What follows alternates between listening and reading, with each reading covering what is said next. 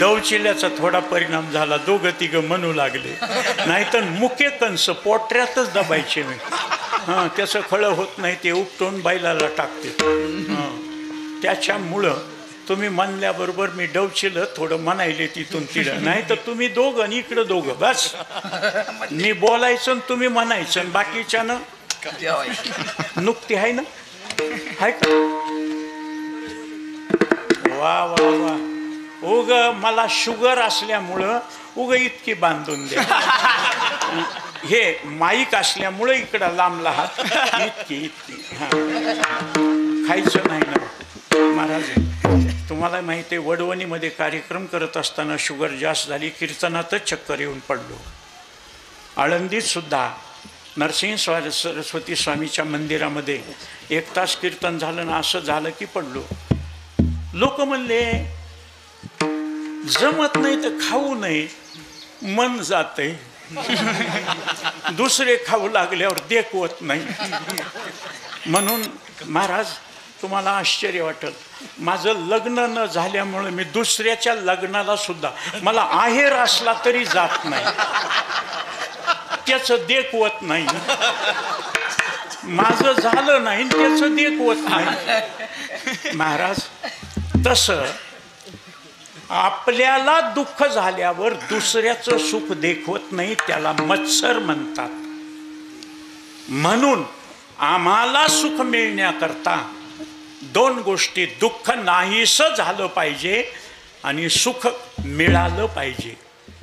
त्याला शास्त्रामध्ये आत्यंतिक दुःखाची निवृत्ती, परमानंदाची प्राप्ती, आणि ते ज्ञानप्रधान चरित्र कृष्णानं आचरण करून दाखवलं.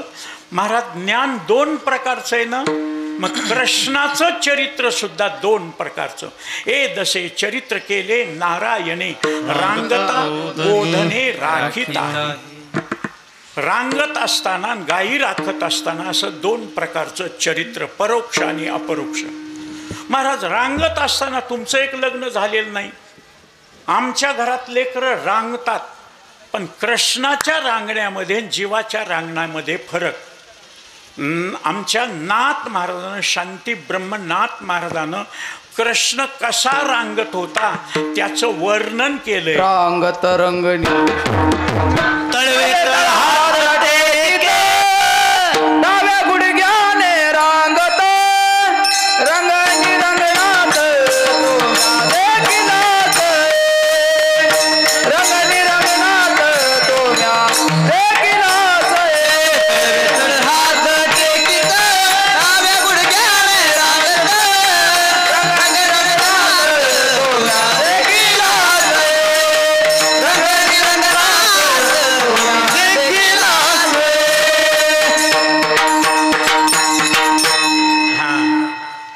दोन्ही तळवे, डावा गुडगा उजवा तळपाय. असाच का? ही पृथ्वी रामप्रभूचा अवतार संपला, रामाबरोबर भक्त गेले. माझ्या पदरचं नाही, नाथ महाराज सांगतात, राम निजधामा गेला सवे अयोध्येचा. चांगले होते ते रामाबरोबर गेले, माग राहिलेले होते ते गाबुळे. गाबुळे म्हणजे गंगा गये तो गंगादास, जमुना गये तो जमुनादास, जिधर बम उधर हम. महाराज मग असे माणसं राहिल्यामुळं पापीजी फक्त दैत्यजी मातले धरणीशी झाले ओझे त्यांचे. हां, काय झालं? हां हां, आता ते काय आपल्या दोघाचं नशीबच असलंय.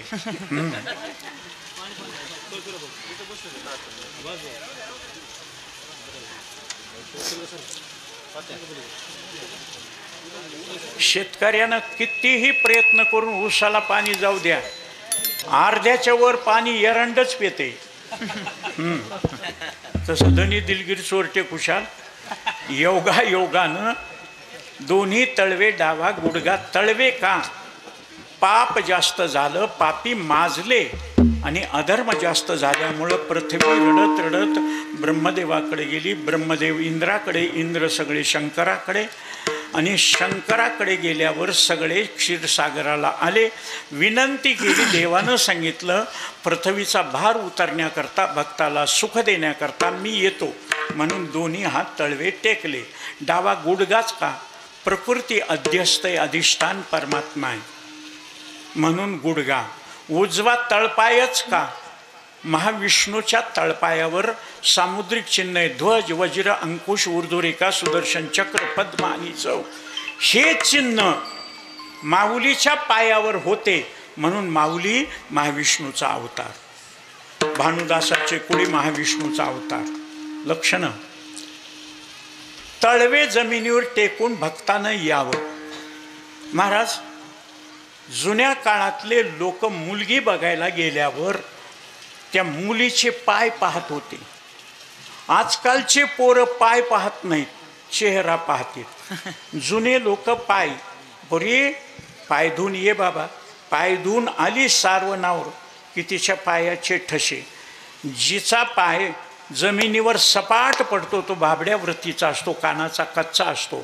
वराह मिहीर नावाच्या ज्योतिषानं लक्षण सांगितलंय.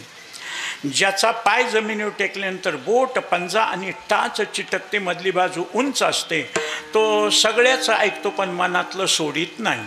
ज्या माणसाचा पाय जमिनीवर टेकल्यानंतर पायाच्या अंगठ्याजवळचं पहिलं बोट अंगठ्यापेक्षा किंचित लांब असतं, तो समंजस असतो, शांत सात्विक असतो, कधीही टेन्शन घेत नाही, टेन्शन देत नाही. ज्या माणसाचा पाय जमिनीवर टेकल्यानंतर पायाच्या अंगठ्याजवळचं पहिलं बोट अंगठ्या इतकंच किंबहुना आखूड असतंय, तो मनुष्य तडकटी, हेकाडी, आपलं म्हणणं खरं करणारा, लांबही जात नाही, जवळ गपही राहत नाही. तुझं माझं पटना, तुझ्याशिवाय कटना. ज्या माणसाचा पाय जमिनीवर टेकल्यानंतर पायाची करंगळी अशी आदर राहते, तो मोक्याच्या वेळेस धोका देणार. मतदान करायला पाठविलं, लाईन लागला, चला दाबा, बटन दाब, चल पुढे. ते म्हणला असं बघायला, अरे दाब ना बटन.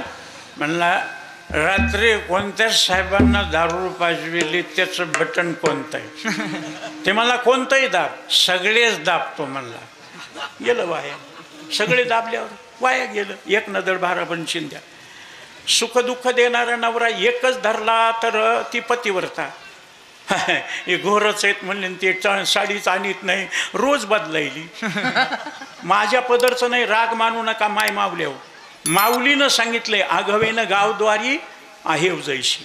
गावातले सगळे गेल्यावर सुद्धा हिचं कुंकुन मंगळसूत्र निघतच नाही.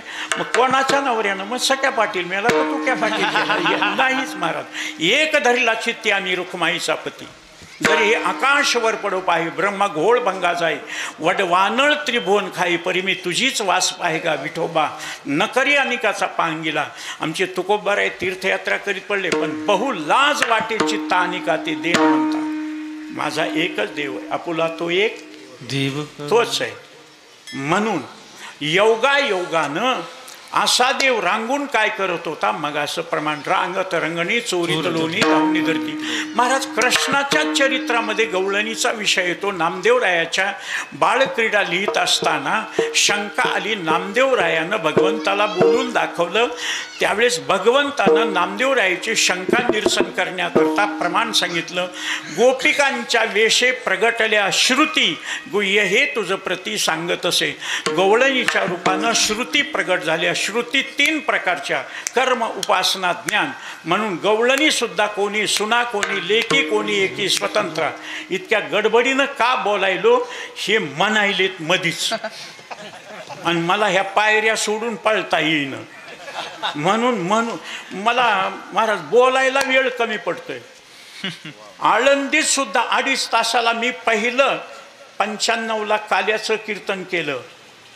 2.5 तासाला विठोबा रुक्माई घेतले. आपले पांडुरंग महाराज विठ्ठलबुवा घुले समोर ऐकायला पांडुरंग महाराज वैद्य टाळ घेऊन. बुवा अर्धा तास जास्त गेला. जय विठ्ठल, त्याला काय?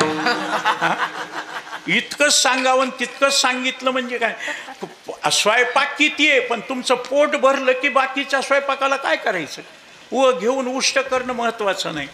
तसं महाराज 4 वेदानं, 6 शास्त्रानं, 10 उपनिषदानं, 18 पुराणानं, 23 उपपुराणानं, 1000 तोंडाच्या शेषानं सांगून संपलं नाही. शास्त्री महाराज, 1000 तोंडाच्या शेषानं सांगून भगवंताचं वर्णन खोड्या संपल्या नाहीत, एका तोंडाच्या केशानं सांगून संपत्याल का? म्हणून गवळणी गाराने काय काय केलं, कृष्णाला कडेवर घेऊन अष्टदळ काढिले अंगणी वरी मुते चक्रपाणी. लेकरातलं भांडण मोठ्यात न्यायचं नसतं. लेकरं आज भांडतात, उद्या एक होतात. आता ऐकणाऱ्या माणसाला सांगतो, हे निवडणुकीच्या अगोदर किती भांडत होते हो एकमेकाला. ते भ्रष्टाचारी, हे बदमाश, ते नामका ते तमका. खुर्ची करता एक झाले का नाही? हां, खुर्ची करता इकडून तिकडं तिकडून इकडं. खालच्याला पंचायत आहे, कोणाचं बटन दाबाव, पहिला तिकडं होता आज इकडे, काय करावं? भगवंतानं त्याच्यावर धार मारली, अष्टभोगाचा निषेध केला. अष्टभोग भोगणे माते नाही चाड. अष्टांग म्हणून योगाच्या वाटान जे निघाले गा सुभटा, त्या दुःखाचा योग याग विधी येणे नोहे सिद्धी. दुसरी आली, यशोदे कृष्णाला सांगावे गोकुळी राहावे का जावे. काय झालं, माझी मध्वी सुने, मन बुद्धी चित्त अहंकार, याच्यामध्ये बुद्धीला बोध नावाचा पुत्र होतो सद्गुरूच्या मुखातून महावाक्याचे बीजाक्षर ऐकल्यावर, आणि तिला 7वा महिना लागलाय. बोध पुत्र निर्माण होणार 7वा महिना. शुभेच्छा सद्वासना तनुवांचा असंशक्ती पदार्था भाविनी तुर्या. आणि म्हणून 2 जीवाचं माणूस कृष्ण रांगत रांगणाऱ्या लेकराला नाही हे भावना, नरनारी त्या बाळाला स्त्री पुरुषी भावनाच नसल्यामुळं आम्हाला वाटलं जवळ जाईल, मांडीवर बसल, गोळ्या बिस्किट चॉकलेट मागून जवळ जाऊन गेला आणि म्हणला, गवळण मावशी हे पोट कशानं सुजलंय. तिनं विचार केला, बच्चा आहे, रांगणार आहे, हे सुजलं नाही, मी गरोदर आहे. गरोदर म्हणजे काय, मध्ये काय असते म्हणून चाचपून बघू लागला. म्हणून कधीही लक्षात ठेवा, आमचं शास्त्र सांगतंय, तुम्ही सत्कर्माला निघालात, चांगलं कर्म करायला निघालेत की प्रतिबंध नावाचा कृष्ण तपासून बघतोय. चांगल्याला संकट आहेत, वाईटाला संकट नाही. महाराज, कोरोनाच्या काळामध्ये माझ्या घरात 22 दिवसामध्ये माझे 6 नातेवाईक मेले. सकाळी खोकलन, संध्याकाळी राखच आणली. महाराज, मला मरणाची भीती वाटते, कुठंच गेलो नाही. आणि रस्त्यानं फिरू लागलं तर फुल पेलेले. कशाचा कोरोना, कशाचं इंजेक्शन, कशाचा मास्क लावलेला, काही उपयोग नाही, कच्छ नाही होता. आणि नाही झालं हो त्याला, करडीला कीड नाही, वाकट्याला पीड नाही. हां, चांगल्याला त्रास आहे, वाईटाला त्रास नाही. म्हणून माझ्या जनाबाईनं भांडण केले. पुण्यवंत पाताळ लोके नेला, दरिद्री तो भाग्यवंत केला. चोरट्याचा बहुमान वाढविला, कीर्तिवानाचा अपमान केला. म्हणून देव तपासणी करत असतो. सोन्याची परीक्षा होते, मग 70,000 भाव. लोखंडाची परीक्षा नाही. म्हणून साधकाची सिद्ध होताना परीक्षा घेतो देव, आणि मग त्याला सगळ्या लोकात प्रसिद्ध लाडका करतो. सर्वस्वासी मुकावेन तेने प्रभूशी जिंकावे. तिनं झिडकारून लावलं, माझी सून गर्भिणी, जवळी जाय चक्रपाणी, पोट पाहिचाच कोणी, तव तिने झिडकारिले. तिसरी आली धावुनी, यांनी गबाई काय केली करणी, माझ्या पतीची दाढी माझी वेणी, गाठ गेला बांधोनी, गाठबाई कोणाशी सुटेना. मग सुटली का नाही, देखून या दया उपजली चित्तान, कृपेने पाहता मुक्त झाली. त्याच्यानंतर एक गवळण आवली आणि तिनं सरळ सांगितलं, परवा आला आमच्या घरादारी, निजला होता म्हातारा, घेऊनी ताकाचा डेरा, फोडीला सैरा त्यावरी आमच्या घरात एक म्हातारे. ते बिड्या सिगरेट गांजा वडल्यामुळं छातीचं खोकं झालं, भेंडके टाकू लागलं. म्हणून त्याला दरवाजाजवळ झोपवलं. माझ्या पदरचं नाही, माऊली सांगतात, तुकोबाऱ्या सांगतात, बाईल म्हणे खर मरता तरी बरे, नाशिले घर तुमकोनिया. बरं, ज्याच्या तोंडातून बेनका पडतंय ते खुश होते का? असं तोंड करते. त्याला डॉक्टरकडे, डॉक्टर साहेब फासळ्या दुखायल्यात, खोकलून खोकलून बेनके पडायलेत, बिडी ओढतो, सिगरेट ओढतो, गांजा ओढतो, सोडावं लागल. ते डॉक्टरला म्हणतंय, डॉक्टर साहेब बिडी नाही वडले की संडासच होत नाही. कुणी सांगितलं? जन्मल्यापासून बिडीच वडीत आले का? वाईट गोष्ट लवकर येते. परांच खाणी व्यत्रण स्वयंभू. तंबाखू खाल्ल्यानं खाणाऱ्या माणसाला वाईटही कळतंय. ते म्हणतंय महाराज नाही खाल्ले की दातच दुखत येत, चहा नाही प्याला की डोकंच जड पडते, मटण नाही खाल्ले की हातपायाचा गळाटाच होतोय, दारू नाही प्याले की टेन्शनच येते. बरं त्याला माहीत नाही का हे वाईट आहे? पेल्यावर सुद्धा म्हणतंय महाराज माणसं काय काय म्हणतात बळच, पेलं की काही कळत नाही. कोण म्हणतंय कळत नाही? त्याला पसाभर लेंड्या द्या आणि त्याला म्हणायचं हे काळे मनुके खाय रक्त वाढते. खाते का ते म्हणते काय महाराज हे समजाय पागळ समजायलेत का लेंड्यातून म्हणून की म्हणायले. बरं त्याला आपलं चुकलं हे कळतंय. महाराज हे लेकरं बाळाचं वाटोळं पैशाचं वाटोळं पिदकडं म्हणतात. एक सांगू मी म्हणलं सांगा. कृष्णाचं खानदान ह्या दारूनं खलास केलं. भागवत ऐकले का? मी गप बसल्यावर ही भजनी महाराज आम्हाला मोठं टोचून बोलतात. तुम्ही बोला की आता काय मी सांगणार ते सांगायचं. लक्ष्मी कौस्तुभ पारिजातक सुरा वारुणी नावाची दारू समुद्र मंथनातून निघाली आणि यादवानं मैरेक नावाची दारू भागवतामध्ये नाव आहे, तो माझ्या पदरचे नाहीत, ते पिऊन महाराज आपसापसामध्ये भांडणं केले, खलास झाले. तसं वाईट गोष्ट सगळ्याला कळती पण सोडता येत नाही. म्हणून देवानं घेऊन ताकाचा डेरा फोडीला सैरात योगायोगानं सावध केलं. हे अशा थोड्या ऐकल्यावर यशोदा माऊलीनं सांगितलं कृष्णा तुला रे ताकीद करते घरी कुणाच्या जाऊ नको, नंदजीचा मार खाऊ नको. आजही ताने लेकरं जागे झाल्यावर आईला काम करू देत नाहीत म्हणून कृष्ण झोपलेला असताना मंथन सुरू केलं. डेरा घुमला. कृष्ण आला, रवी धरली, सोड रवीचा हात काना करू दे मंथना, मी करतो मंथन. रवी दोर दिला, भगवान शंकर कपाळावर हाणून घेतलं. लक्ष्मीबाई डोळ्याला पदर लावला. राक्षस आणि देव नाचू लागले. राक्षसाला दारू समुद्र मंथन आणि देवाला अमृत समुद्र मंथनातून. हलाहल विष निघालं भगवान शंकरानं सगळ्या जगाच्या कल्याणाकरता. म्हणून माऊली महाराज विठ्ठल महाराज शास्त्री कौतुक तुमचे. पुष्कळ ठिकाणी कोणत्या कोणत्या मंदिराला माणसं मूर्ती स्थापना करतात. तुम्ही शंकराची निवड केली याचं कारण आहे भक्ताच्या पाठीमागचं विष पचवण्याची ताकद ज्या देवामध्ये त्याला भगवान नीलकंठेश्वर म्हणतात. म्हणून नीलकंठ नाम प्रसिद्ध झाले. भक्ताच्या पाठीमागचं दुःख सहन केलं विनंती केल्यावर. लक्ष्मीबाई तुम्हाला पहिल्या समुद्र मंथनात मी निघाली, भगवंताची बायको झाली, आता दुसरी निघल म्हणतेत बरं का. दुसरी बायको लाडकी असते, ती लाडकी होईल. भगवंताच्या कपाळावर घाम आलेला बघितला, चटकन उचलून घेतलं, पदराखाली घेतलं, दूध पाजवायला सुरुवात केली. पाना फुटला. यशोदा माऊलीला कृष्णाने विचारलं मैया मी किती आवडतो, बहु आवडशी जीवापासून या. परीक्षा घेण्याकरता पद्मगंधा नावाच्या गाईचं दूध गरम केलं. योगेश्वर कृष्ण परमात्मा पद्मगंधाच नावाच्या गाईचं दूध का पित होता? निर्विकल्प समाधीची अनुभूती घेणाऱ्या योग्याच्या घामाचा वास कमलकंदासारखा निघतो. म्हणून माऊलीच्या समाधीजवळ जाऊन एकांतामध्ये बसा, कमलकंदासारखा सुगंध येतो. आमच्या जोग महाराजांच्या शिष्यमंजरीमध्ये तुकाराम बाबा खेडलेकर समाधी लावित होते. त्यांच्या समाधी मंदिरामध्ये जाऊन बसा. हे जर खोटं वाटत असेल तर जिथं जिथं योगी पुरुषानं समाधी घेतली तिथं जाऊन बसा. कमलकंदासारखा आपोआप सुगंध येतो, त्यांच्या घामाचा घाणवास येत नाही.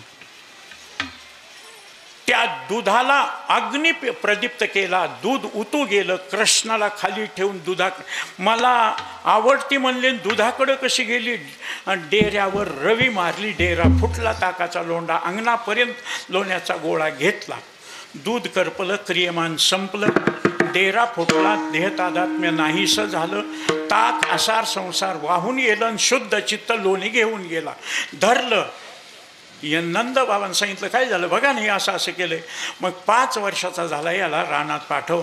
मग दुसऱ्या दिवशी मोर पिसाऱ्याचा मुकुट, नाना प्रकारचे हार, शिंग आणि वेताटी, मोत्याच्या दशा लावलेली काळी घोंगडी, घोंगराची काठी, शिदोरीचं जाळं, बासरी वाजवीत भगवान कुंजवन, मधुवन, ताडवन, अंबिकावन आणि वृंदावन या 5 वनाकडे निघाले गोकुळच्या बाहेर. आणि त्याच्या माग गाई गोपाळ, पेंद्या, सुदाम्या, वडज्या, बाकुड्या, बोबड्या, श्रीदाम्या, मधुमंगळ हे निघाले. गायी मागं निघाल्या. म्हणून उत्तर प्रदेशामध्ये गायी राखणाऱ्याला गायी राखीतो गोवळा. आपल्याकडं गायी राखणाऱ्याला काय म्हणते? गो राखी. त्यांना गोपाळ म्हणायचं, गोवळा म्हणायचं. आणि आपल्याकडे गायीच्या मागं असतात आणि उत्तर प्रदेशामध्ये गायी त्यांच्या मागं असतात. इंद्रिय ज्याच्या माग तो गोपाळ आणि इंद्रियाच्या माग बैसलो जयावरी ते गु राखी. मग तिथं गेले, कदंब नावाच्या झाडाखाली बसले. पेंद्या, सुदाम्या, वडज्या, वाकुड्या, ढवळी गेली, पवळी गेली, मोरंगी गेली. चला गाई वळून आणा. वळती कुणाची आहे, कोणावर पाळी आहे, त्यानं आपल्या शिदोऱ्या कृष्णाकडे ठेवायच्या आणि ते निघायचे. ते निघाल्याबरोबर भगवंतानं कृष्ण वंदे जगद्गुरुम आणि त्यांनी गाठ उघडून पाहिजे. सोडून या गाठी पाहे काय आहे त्यात ते. आणि मग माझ्या मीपणाचा करुणी फराळ, संचित प्रारब्ध ते बक्षिले समोळे खाऊन टाकायचं. तो लांब गेल्या गाईच्या झुंडा, पळून पळून थकलो, माझी शिदोरी दे. भगवंतानं सांगायचं तुझी शिदोरी मी खाल्ली. अशी रोज एकेकाची शिदोरी खात असताना सगळ्या भक्तांनी गोपाळांनी संघटना केली आणि त्यांनी म्हणले यांनी राम अवतार संपल्यावर वचन दिलं होतं सगळ्या भक्ताला, आजी देतो पोटभरी. कृष्ण अवतारामध्ये पोटभर देतो, राम अवतारामध्ये देता आलं नाही. आणि हे तर आमचंच खाय लागलंय, आम्हाला देईन. मग ह्याच्या बरोबर राहण्यात काय मजा आहे. म्हणून तक्रारीच्या स्वरामध्ये आजच्या अभंगामध्ये गोपाळाने कृष्णाला तक्रार केली.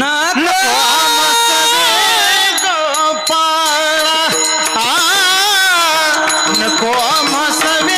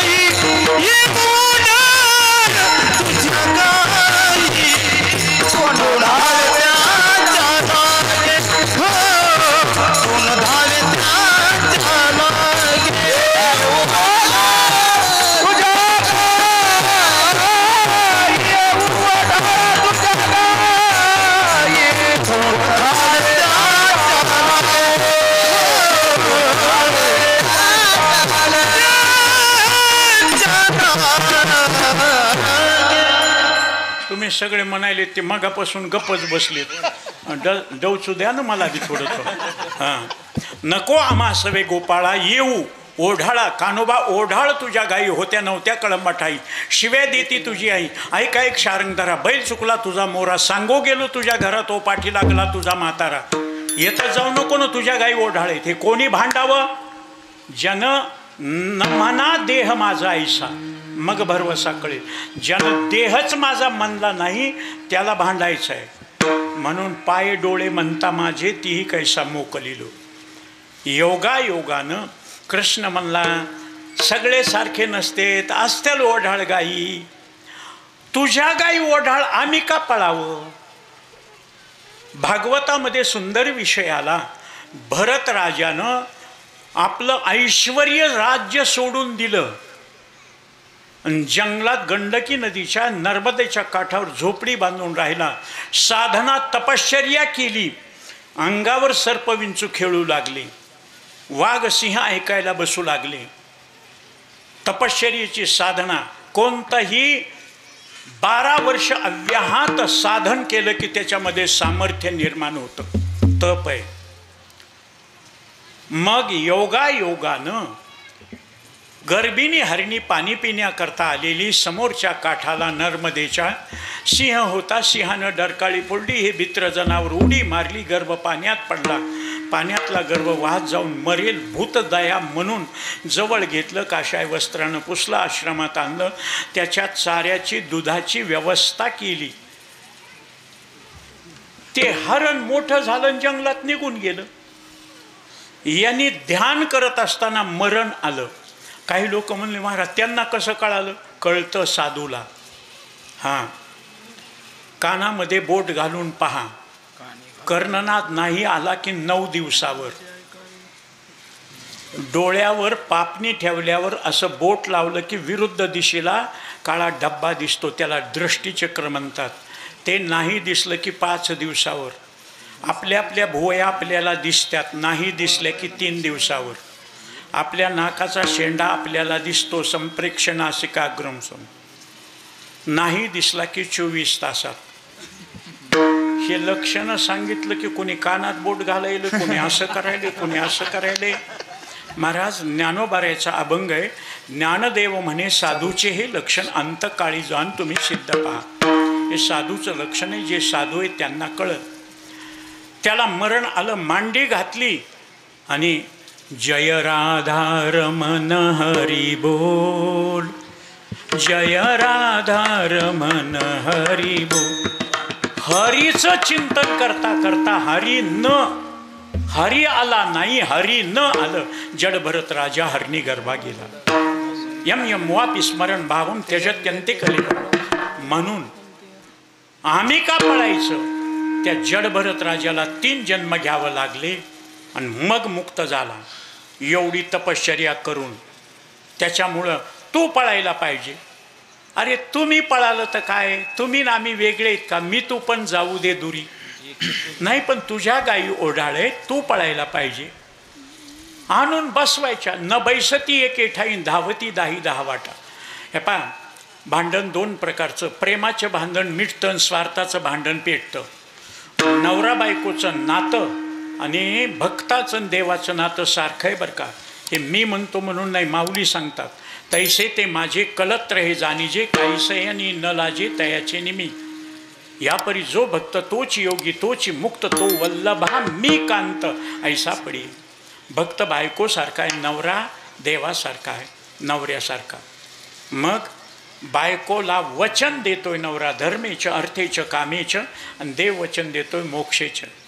म्हणून सगळी जबाबदारी येतो सर्वानी कर्मानी मयि संन्यस्य मत्पराः अनन्येनैव योगेन माम ध्यायन्त उपासते तेषामहं समुद्धरता. सगळ्या जगाचं गुत्त घेतलं नाही. माझे गडी कोण कोण? माझे भक्त. त्यावेळेस भांडण झालेलं आहे. कधी भांडण होतं आहे? बायकोनं नवऱ्याला काही मागितलं की भांडण होतं आहे, आणि भक्तानं देवाला काही मागितलं की भांडण होतं आहे. काही न मागे कोणासीन तोचे आवडे देवासीन. बायकोनं हाक मारली, अहो इकडे या ना. ते म्हणलं काय? इकडे या ना. नवरे हुशार असतात, आणि हुशार असतात तेच नवरे होतात. त्यानं बरोबर ओळखलं. ते लाडात बोलायला ना काहीतरी मागतंय. बघा तुम्ही, मुलगा सुद्धा, पप्पा पप्पा तुमची पाठ चोळू, तुम्हाला गार पाणी आणून देऊ, अन्नाच्या इथला पेपर आणून देऊ, तुम्हाला मोबाईल आणून देऊ. हां, पण द्या गल्लीत कुल्फीवाला आला का कसं ओळखीलं? बोलविल्यावर येत नाही, पण त्याला 2 रुपये पाहिजे असले पप्पा पप्पा करताय. आता निवडणूक आहेत ना, कसल्याही माणसाला हात जोडायला येतो. मला कमाल वाटायली. झाडणाऱ्या बाया, भीक मागणारे, मतदान यादीमध्ये नाव असलं की हेलिकॉप्टरनं विमानानं फिरणारे, क्विंटलनं सोनं, करोडो रुपयाची संपत्ती परदेशात, आणि ते इथं भीक मागते. कशा करता? 1 बटन दाबा. आणि एकदा निवडून आलो, साहेब काम होतं, PA भेटा, मॅनेजरला भेटा. अरे अरे अरे, तसं देवही मोठा गमतीचा. हां, त्यानं बरोबर ओळखलं, नवऱ्याने ओळखलं. काय ह्या संक्रांतीला मला 10 ग्रामचं शेव. सोयाबीनचा भाव कमी जास्त उपायला, कापस काढताय, व्यापाऱ्याला भाव मिळायला, विकणाऱ्याला भाव मिळणं, आणि घ्यायच्या वेळेस जास्त भाव, विकायच्या वेळेस कमी भाव. नको नको नको. मग 5 ग्रामचं झुमकेच करा, फुलं आहेत, साखळ्या आहेत. नको नको झुमके नको. का 5 ग्रामचे 2.5 ग्रामचे झुमके? नाही नाही म्हणलं, झुमके घातलेली बाई मुंडका विनाकारण हलवी ती रस्त्यानं चालताना, कीर्तनाला बसताना. दुसऱ्याचं सांगत नाही, माझ्या हातात अंगठ्या नव्हत्या त्यावेळेस इतके हात हालत नव्हते, असं असं करतोय ते. 70,000 रुपये तोळ्याचं कसं गप्प बसल? मग मेहबूबा काहीच नको, मग भारीची साडी घ्या. बायामध्ये एक गंमत आहे, आपल्यासारखी साडी दुसऱ्याला नसावी आणि दुसऱ्यासारखी आपल्याला असावी. ढीग असतील घरातच पडल्या त्याच्यात घालायचं. नवऱ्याचे कसं, बाकीचे माणसं दुसऱ्याचं बघून बाकीचे माणसं किती बायकोचा लाड करतात, गाडीत घालतात, सिनेमाला नेतात, दागिने घेतात, कपडे घेतात. तुम्हाला काही नाही. मायबापाला मागितलं असतं तर महाराज बाया कोणत्या वेळेस हुडकून काढतील. लग्नाच्या वेळेस मला कलेक्टर बघायला आलता, इंजिनियर बघायला आलता, डॉक्टर बघायला आलता. माझं नशीब तुमच्या घरात पडले. कोणती हौस नाही, मौज नाही, कोणती गोष्ट कमी आहे तुला? काय उपयोग आहे जीवाची हौस मौज नाही? 26 वर्षापूर्वी कोण कोण बघायला आलतं आज सांगायची गरज आहे का? हळवटाची खाल्ली पोळी ती सदा उरात जाळी. मायबापाला जा ना, मायबापाला मान, हो हो तुम्ही न्यायला येताल त्याच्यावर काही यायची गरज नाही. झाले लेकरं बाळ मोठं राहा तिकडंच. हो नवऱ्यानं सोडून दिलं तर मायबाप सांभाळतील. म्हशीचे शिंग म्हशीला जड नसतील. मला 2 सुटकेस घेतली, एक वॉटर बॅग घेतली, ॲटो केला, स्टेशनवर नेलं, तिकीट काढलं, बर्थवर पसारा ठेवला, खिडकीजवळ बायकोला बसविलं, तिकीट तिच्या हातात दिलं. हे प्लॅटफॉर्मवर उभा राहिला, गाडीनं शिट्टी दिली, बाईनं पर्स उघडली, रुमाल काढला आणि बोलायला सुरुवात केली. तब्येतीला जपत जा. तुम्हाला सुशिला करता येत नाही, पोहे करता येत नाही, उपमा करता येत नाही, शकुंतला करता येत नाही, मोहनभोग करता येत नाही, काळजी करू नका. जर्मलच्या डब्यामध्ये पोह्याचा चिवडा आहे, स्टीलच्या डब्यामध्ये मुरमुऱ्याचा चिवडा आहे, छोट्या डब्यामध्ये गुलाबजामुन टोपण बसत नाही, मुंग्या होतील, लवकर खाऊन टाका. आणि काटे कोंडुळे केलेले आहेत आणि मोतीचूर लाडू, डिंक लाडू, रवा लाडू, बेसन लाडू केलेले आहेत. पोटाला खात जा, उपाशी राहू नका. आणि खिडकी बंद करा आणि खिडकीतून बोका येते, सगळ्या घराचा विध्वंस करील.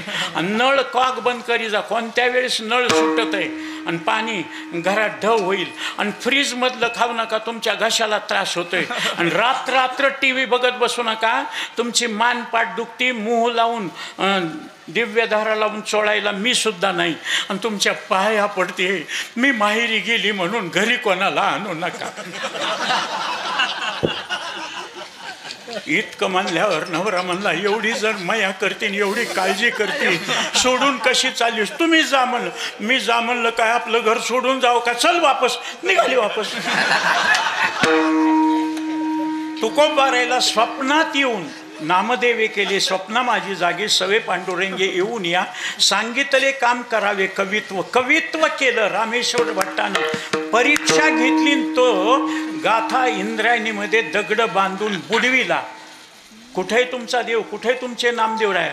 माझी लेकी देव मेला असेल त्याला असो. चिडून बोलले. 13 दिवसानंतर वाह्या कोरड्या दिसल्या. देवा तुझ्यावर भार काढत नाही, आले भागाते करीतून तुझे नाम उच्चार, तुला मी त्रास देणार नाही. मला सांभाळण्याकरता, गाथा सांभाळण्याकरता तुझी किती ओढाताण झाली. आता नाही तुला त्रास देणार. ही पुन्हा प्रेम रोषे प्रेम दुनवटे पर्यंतयाचेनी. म्हणून नवरा बायकोची सकाळ दुपार थोडी किरकिर होत जाऊ, दिवस मावळता मिटत जाऊ. थोडी कुरकुर झाल्याशिवाय प्रेम वाढत नाही. ढोसणी दिल्याशिवाय गाय पाना सोडित नाही. तानयाचे लागता झटे, तेने अधिकची पाना फुटे, रोषे प्रेम दुनवटे पर्यंतयाचे. महाराज पण कसं आहे, हे साधू संत म्हणले बरं आहे. मी एका ठिकाणी असंच म्हणायला गेलो, नवरा बायकोची थोडी कुरकुर झाल्याशिवाय प्रेम वाढत नाही. त्या भाजण्यानं घरी गेला आणि उगच बायकोला हाणायला सुरुवात केली. 2-3 सापटा खाल्ल्या. महाराज माझी काही चूक नसताना कामून मारायला तिनं भावायला. गावातच माहेर होतं. 4 भाऊ आले ना, असं कुचलं त्या मेवण्याला.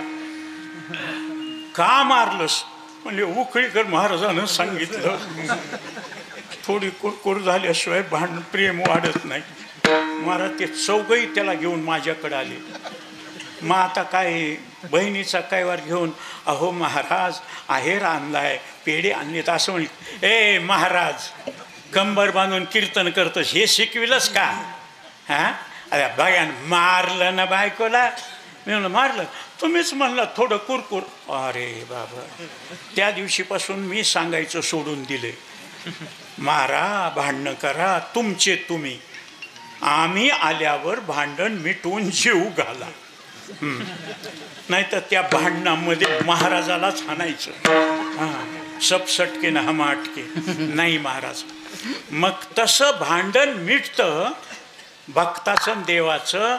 तसं गोपाळाचं कृष्णाचं भांडण अभंगाच्या शेवट. तू का म्हणे तू राग म्हणे री, तू का म्हणे तू राग म्हणे री, तू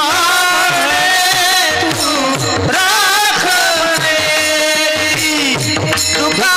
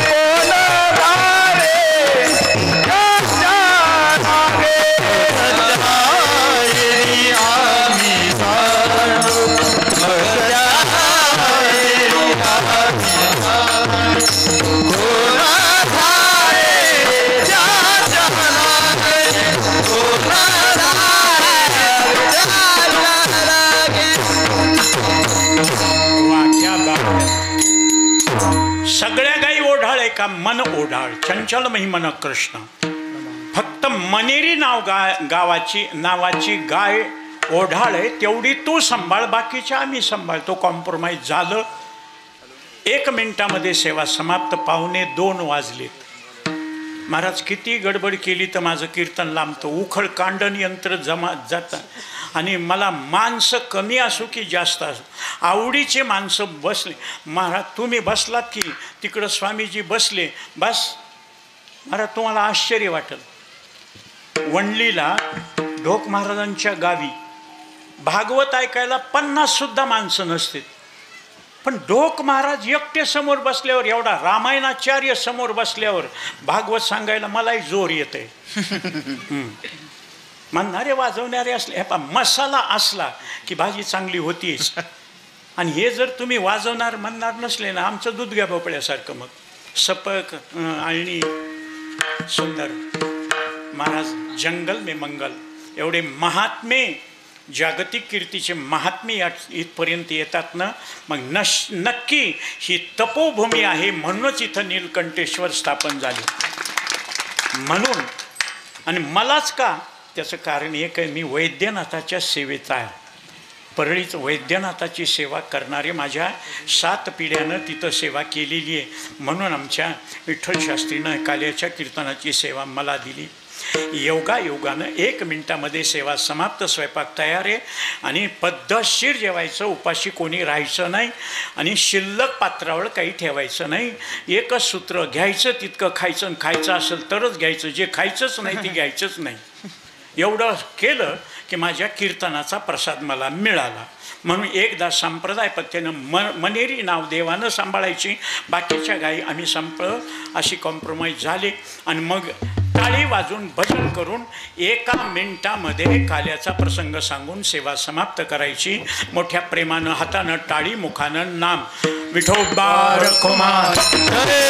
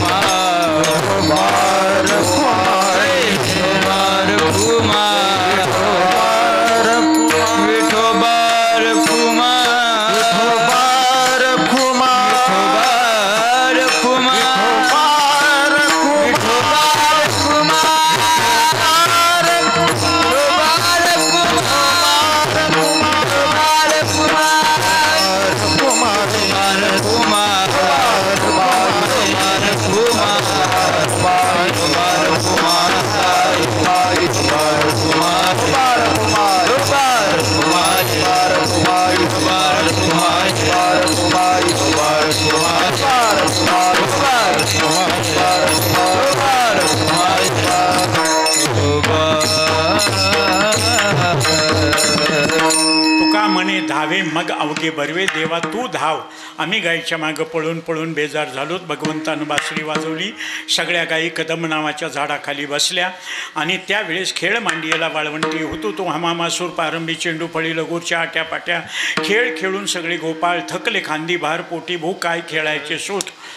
तुका म्हणे आता खेळ मोडावा. प्रत्येकाच्या खांद्यावर भार आहे. ग्रंथीभेद संशयछेद मृत्यूलंघन शोकतरण आनंदाबाबती. आणि भूक लागलेली तू वचन दिलं साजी देतो पोटभरी. भगवंतांना घ्या सोडेल्या मोठा. आपली शुद्ध सत्वगुणाची शिदोरी डाव्या हाताच्या तळभागामध्ये घेतले. भक्ताच्या त्रिगुणात्मक शिदोऱ्या एकत्र करून तो काला कसा वाटला त्याचं वर्णन शुकदेव राजा परीक्षितीला श्रीमद भागवत ग्रंथाच्या दशमस्कंदांतर्गत वर्णन करून सांगतात. बिभ्रदवेनुं जठरपटयोः शृङ्गवेत्रे च कक्षे वामे पानो मश्रणकवलं तत्फलान्यङ्गुलीषु तिष्ठन्मध्ये स्वपरिसुरदो हासयन्नर्मभिस्वैः स्वर्गे लोकानि मिषति बुभुजे यज्ञभुग्बालकेली.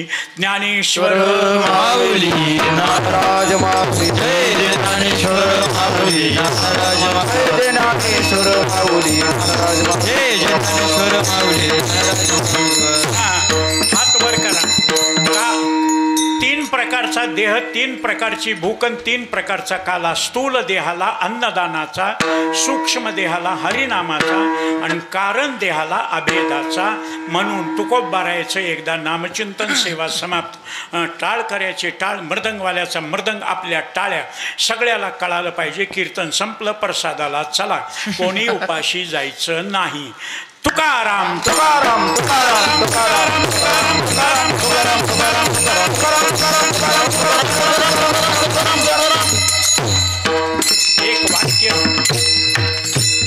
एक वाक्याने सेवेची समाप्ती सांगता. जितनी मेहरबानियाँ आपने की, जितनी मेहरबानियाँ आपने की उतनी मेरी औकात नहीं. ये तो कृपा है जोग महाराज की, वरना मुझमें तो ऐसी कोई बात नहीं. धन्यवाद. विठ्ठल जय जय विठ्ठल जय जय विठ्ठल जय विठ्ठल जय जय विठ्ठल. सिंकेला बविले दुरे होतो देवरे आरे दोहे कडे मुख पसरुनी कडे आवातीच्या तारा घ्या रे दोहेच्या पोपरा मी वारे चोई कडे मुख पसरुनी कडे मने आते टोकानी कवळणे दे लोका तुम्ही वारे चोई कडे मुख पसरुनी कडे. कंठी धरेला कृष्ण मणी अवघातनी प्रकाश काला वाटुरे वैष्णवनिका संभ्रम वाकोल्या ब्रह्मादिका उत्तम लोका दाखवो काला वाटू एकमेक वैष्णवनिका संभ्रम म्हणे वो मंडळी आम्ही बळी विरगाली काला वाटू एकमेक वैष्णवनिका संभ्रम आ बोललेले पुरे